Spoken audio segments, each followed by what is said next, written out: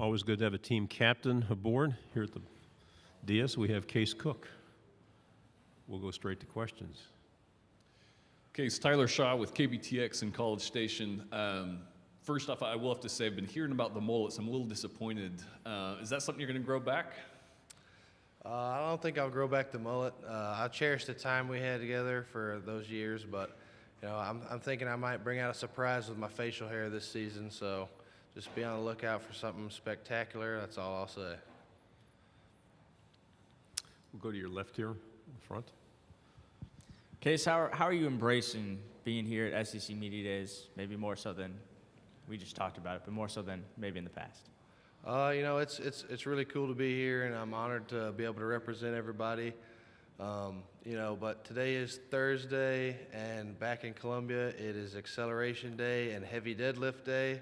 So I wish I could be back there getting that done. So I know Coach Brinson and the boys on the back row, they're going to get it done for me, but it is an honor to be here.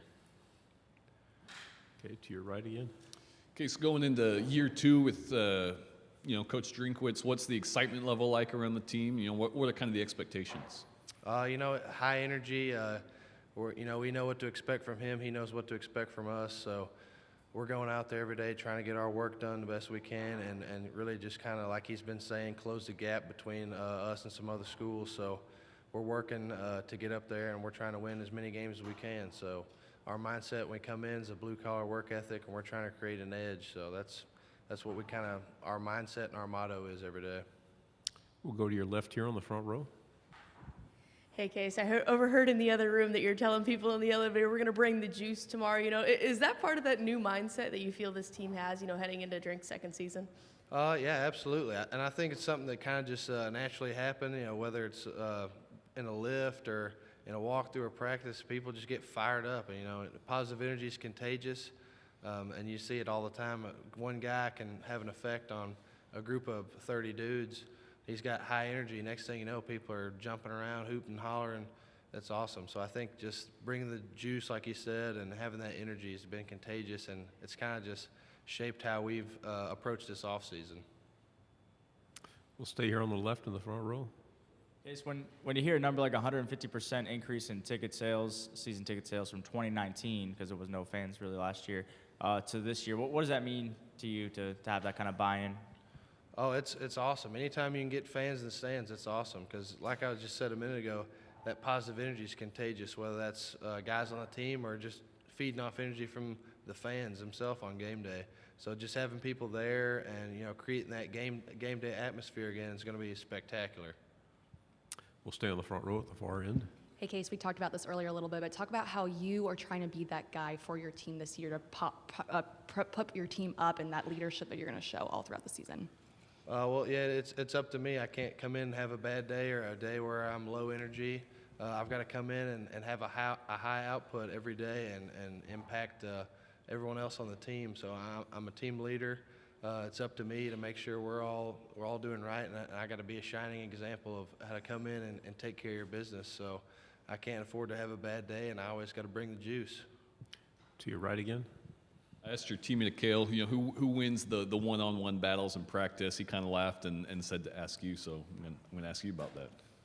But you're talking about the one-on-one battles between me and Akil? Uh-huh. Yes. Oh, yeah.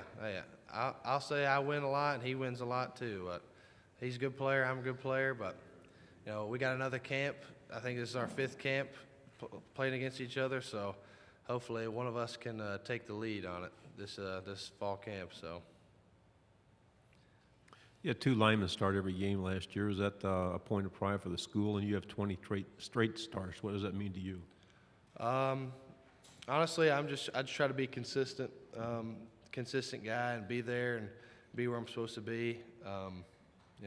Smart guys get put on the field. I know what to do.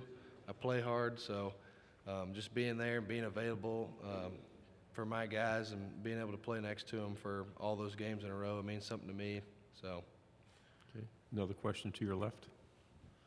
What's something that none of us know about Akil Byers? Nothing you know about Akil Byers. He has a self-proclaimed nickname called 2 Times. He calls himself 2 Times. I don't really know of anybody who has ever called him that, but he claims it's because he's 2 times bigger than everyone else. But, I mean, I'm not really buying it.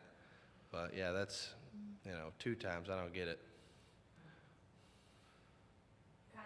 Along that same thread, maybe something no one knows about Connor Basilak, and mostly, though, his growth from one season to the next. Connor Basilak loves Luka Doncic.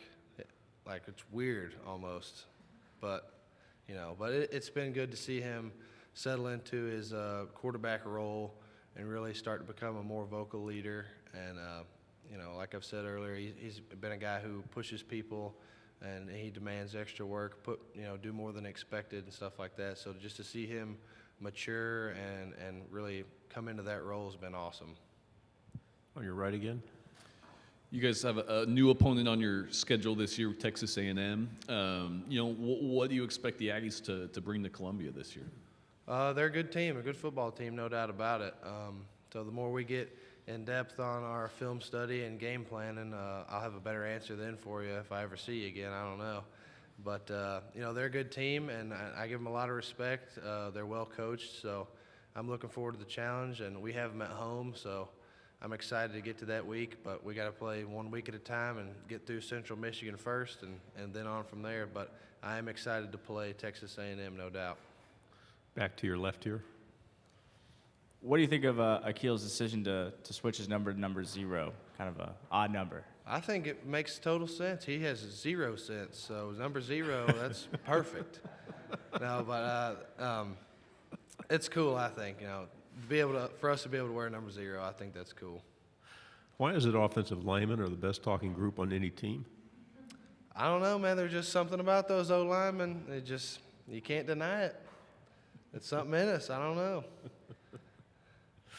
Another question on your left. Can you just speak a little bit on this Arkansas rivalry, with Arkansas? Some people may not say it's, the most well-known rivalry, but you said in the other room, it means a lot to this team and this group. Yeah, I think so. Since I can remember, I don't think that we've ever lost to them, so at least in recent memory. But I think just with everything that kind of happened naturally with some of our old coaching staff being there, I think a lot of people try to play that and be like, oh, it's a huge rivalry now. But, I think it means a lot to us, the fact that it's a trophy game, so it means a little bit more. And the fact that there's some familiar faces on the other side, I think it just makes it pretty interesting. Again, to your left here, another question. So in the room next door, Coach was talking about, he was asked about OU and Texas and if he'd be looking forward to a new rivalry, and he shot that down following with what Natalie said about, we already have one with Arkansas. What is your opinion on them potentially joining the SEC? Honestly, I don't know. I guess it would be cool, but I wouldn't be around to play them, so I don't. But if you can't handle like a horns down gesture, I figure it'll probably be tough to play in this league. But, I wouldn't be around to play them, so I don't know. I don't really have an opinion on it. Back to your right. You guys exceeded expectations last year, finishing 3rd in the SEC East. Do you guys talk about, this year taking that leap forward and knocking off Florida and Georgia at the top? Absolutely. Last year we went 5-5, so at the end they were average football team last year. So not necessarily about those teams, but it's more about us. We're trying to improve our game, improve our team as a whole, so that we can go out there and win these games. And when you put in all this effort and all this off-season training, spring ball, fall camp, that just gives you an opportunity to get to game day.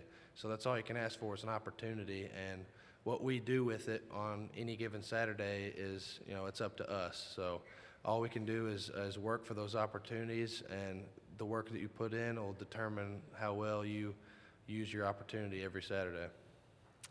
To your left in the front row. Okay, so it seems like this game you guys have with Kentucky each year seems to be an important game. Last year, obviously, a big one of your guys' first wins in a while over them. What kind of importance do you guys put on that game? Second week of the season, heading to Kentucky. So kind of talk about that a little bit.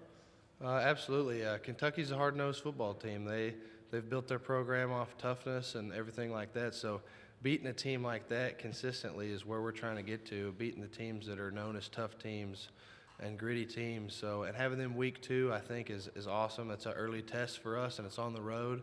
They're a good football team, so I'm looking forward to the challenge and being able to play an SEC game early off in the schedule.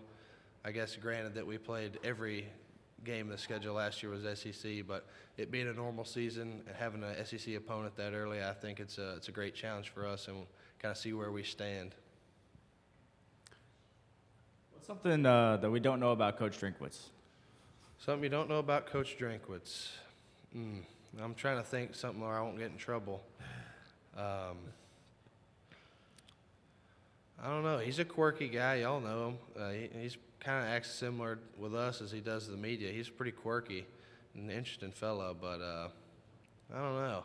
I'm trying not to say nothing too crazy. I don't want to get in trouble, or out him, so how that goes. But I don't know. I have to think on that one, honestly, to give a good publicly accepted answer. We're going to go to the second row on your right. Hi, Case. You are in a leadership position here on the team. What type of advice do you have for the young guys that are coming on the season? Just don't lose sight of what you're here to do, and a lot of times guys get caught up and like, oh, I'm not doing this, I'm not doing that. Just gotta trust it. The team's gonna take care of you, and you do what you're supposed to do. Cream's gonna rise to the top eventually. So for young guys coming in, just trust the process. And I know that's pretty cliche, but you just got to go in with blind trust, because the coach has been doing this for a long, long time, and they've been successful. So there's no reason not to trust them doing it. And you go in, you put the work in, and eventually you'll get repaid, whether that's team wins or personal success. I think they kind of go together, in my personal opinion. So just to kind of stay the course and don't get frustrated with, something may not go your way or something like that. Do we have one more here on the left? This will be the last one. We've kept you long, but you're good. So. Drink was saying that Missouri is really a blue-collar community, and he said he felt like bringing you and Akil was really a statement and a message to them that, we're a blue-collar team. Is that how you feel? Could you elaborate on that a little bit, you and Akil coming to media days here? Absolutely. We come into work every day, whether that's lifting or practice, something like that. We got to have a blue-collar mentality. Because we're not a flashy school. We're not known as powerhouse of the SEC. That's where we're trying to get to, but we got to come in with a blue-collar mentality and a worker's mindset, because that's what we got to do to have an opportunity to win. Like I said earlier, you do all this off-season work, training, film study. All that does is give you an opportunity, a chance to get to game day. When you get to game day, that's when it really happens, because you see the work that you put in. Everyone's going to get to game day one way or another. No matter how much they've worked in the summer or the spring, they're going to get there. But what you do with your time and how valuable it's been is going to really show how you handle that opportunity on Saturday. So just coming in with that blue-collar mindset every day, I think, is going to pay big dividends for us this fall. Case, terrific job. Thank you very, very much. Thank you.